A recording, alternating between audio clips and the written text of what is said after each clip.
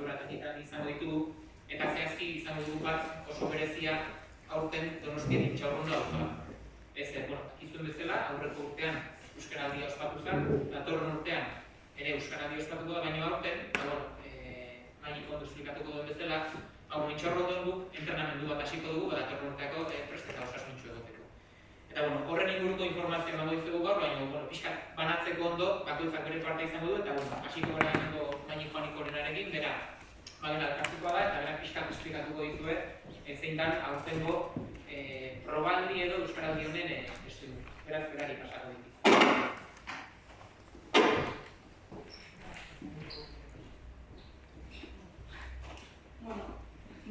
Egun denoi, jakingo dezuenez, iazko euskaraldiari jarraipena emanez, 2020an euskaraldiaren bigarren edizio bat antolatu Euskal Herri mailan, eta Donostian ekimen aurrera eramateko batzordea da martxan jarri dugu. Donostiak izena eman du batzorde bezala datorren urteko euskaraldiaren antolaketan, eta hurrengo edizioa urrats berri bat edo egin nahi da. Norbanakok ez ezik, entitatek ere parte hartzea lortu nahi da. Hizkuntza praktika berria bultzatzen jarraitzeko neurriak hartuz. Aurten, bigarren edizioan, abian jarriko den metodologia probatu nahi da Euskal Herriko hainbat tokitan. Eta Intxaurrondo izango da horietako bat. Bertan, nitik dago baietz Maik Intxaurrondo ariketa eko baita. Azararen 22tik, abenduaren 3 bitartean, ondoren terek azalduko dugun bezala. Prestatzelanetan, elkarlanean aritu gara Azaragoa Intxaurrondoko euskara batzordea, Bagera Donostiako Euskaltzaren elkartea, eta Donostiako udaleko euskara zerbitzua. Beraz, orain, terek pixkat zehatzago azalduko dizue zertan datza ekimen. Azaragoa zen, 20 urte daramatzagu euskararen erabilera sustatzen, eta, 11 ekimen ditugu urte hauetan. Hainbat aktibitate eta ekimen eginez. 2017an egin genuen 20 ordu eta 20 egun euskaraz. Eta 600 auzotarrek hartu zuten parte. Ikusi genuen, badagoela euskara gehiago erabiltzeko gogoa eta auzoan aldaketak emateko ilusioa. 2018an euskaraldiarekin beste ariketa bat egin genuen gure hizkuntza ohiturak astintzeko eta hemen ere 1355 intxaurrondotarrek hartu genuen parte Euskal Herri osoan zehar egintzan ekimenean. Eta aurten, Maik esan duen moduan, modu personalean ez ezik, entitateak ere neurriak hartuko entitateetan ere neurriak hartuko ditugu hizkuntza praktika eta ohitura berriak bultzatzeko. Beraz, maila pertsonaletik taldeetara ere egingo dugu salto. Eta kolektibo, elkarte edo prentza edo enpresetan arikuneak zehaztuko dituzte. Horrela, 2020an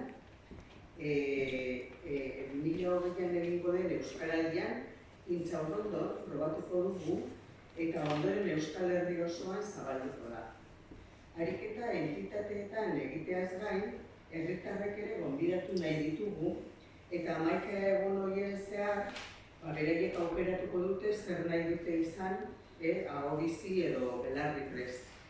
Eta horrela, elkarrekin hizkuntza ohiturak aldatzeko eta euskararen erabilera handitzen.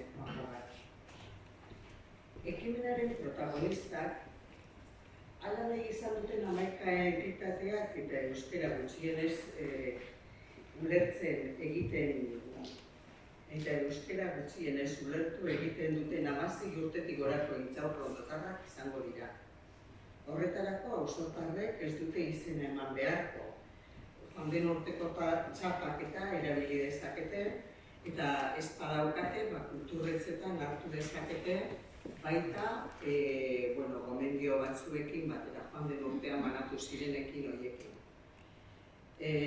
Horrenbestez, 11 egun horiek hizkuntza ohiturak alda daitezkela sentitzeko eta erakusteko aldia izango dira. eta egun horien helburua izango da hizkuntzen artean sortutako jarrerei eta ohiturei eustea. Aurrekoetan bezala, bi aukera izango dira, aho bizi edo belarriprest. Zer da aho bizi? 11 egun horietan, euskara ulertzen duten guztiei, euskaraz egingo dien pertsona da aho bizia. Baita, solaskide erderaz erantzuten dutenean ere. Eta zer da belarriprest? Ekimen irauten duen 11 egun horietan, bere gaitasun eta aukeraren araberan euskarak noiz eta norekin egin erabakiko duen pertsona da. Beti ez du euskaraz egingo, baina euskara dakitenek ari une oro euskaraz hitz egitea eskatuko du modu espirituan. Eta, herritar bakoitzak erabiliko du zein rolean parte hartzean nahi.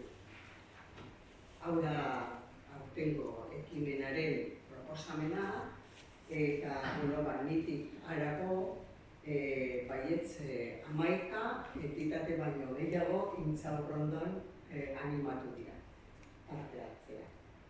Eskerrik asko tere, esan duten bezala baitik eta baitere, datorren urtean euskarari izango dugu, baino pilotaje edo probatiantzeko hau Intxaurrondon izango dugu aurten, azaroren 22-tik abenduaren 20-ra bitartean, helburua esan duten moduan da, pertsonatik entitateetara salto egitea, eta dosierran ikusten dezuten bezala 14 entitate dauzkagu Intxaurrondon identifikatuta eta parte hartuko dutenak, eta horietako bat da Gipuzkoako Foru Aldundiko gizarte politiketako txara egotza. Eta hemen daukagu bere ordezkaria den Aitor Marin, eta berak azalduko diguna orain da nola garatuko duten ariketa guztia txaran.